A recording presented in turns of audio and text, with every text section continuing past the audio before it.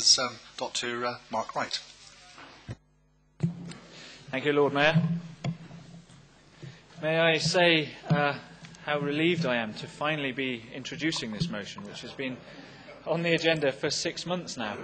And I'd also like to thank a small handful of extremely loyal general public members who have come along to every meeting that it's been on the agenda at, pretty much. And they're slightly fewer than they were once. And it was difficult to persuade people that this was going to happen, but it is happening. Yeah, no, I haven't paid them. That would be improper. Members with long memories may remember my first motion on this subject way back in 2005, and some may wonder why it's back, actually, because the Council is already committed via the first motion to being against the introduction of ID cards. But I feel that the situation has moved on considerably since 2005, and in particular there are issues now which need to be addressed, and there are two that I'm going to cover in my speech now. The first is that since 2005, the government has demonstrated clearly and repeatedly, in fact, that confidential data will be lost regularly. Here is just a selection of the confidential data that the government lost last year. 25 million family income support bank records, all of our learner driver records and results, some secret reports on Iraq, and a top-secret report on Al-Qaeda. And yet, the government continues to suggest that somehow it will never lose any of our ID card details from this wondrous computer that it's developing. And actually, these security breaches they're not even really an indication of the incapability of the current government. And because I've got to admit, the reality is that every government will lose data. Even, dare I say it, a Lib Dem one.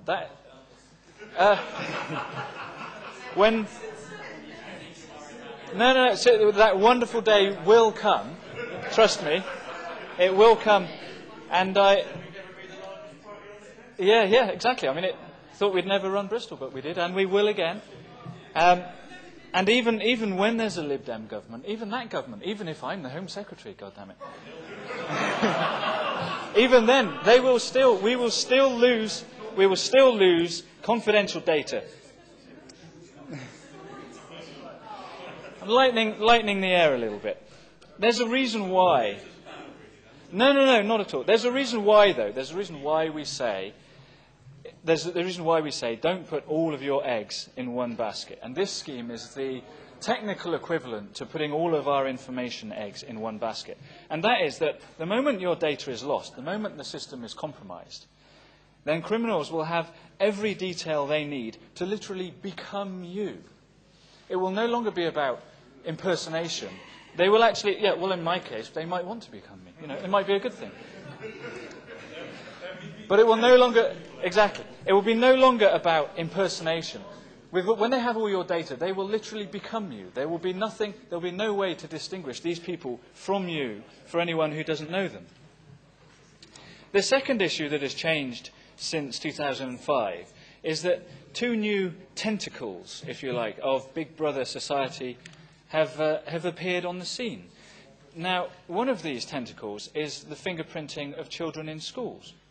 And this is actually happening in Bristol right now in several schools, and was covered a bit in the local press a few months ago when they picked up a previous press release to do with a previous motion being brought to council at an unsuccessful attempt. But the schools themselves claim that the fingerprinting is being used to get lunches and library books and other fairly trivial things like that.